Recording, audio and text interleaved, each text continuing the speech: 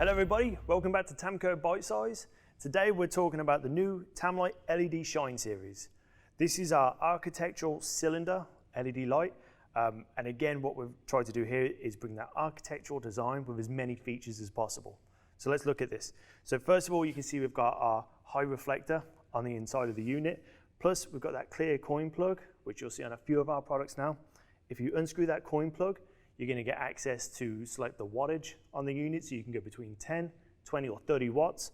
You can also select between 3K, 4K and 5K. Plus there's also a built-in photocell option, so you can just install the fixture. Don't worry about switches or controls. That photocell does all the work for you. Plus it's also 120 through 277 volt, and it's available in a couple of different options. So you can either do up and down light, or you can do a single option, which you can use as just an up light or just a down light. Well, that's all from us from TAMCO Bite Size. We'll see you next time.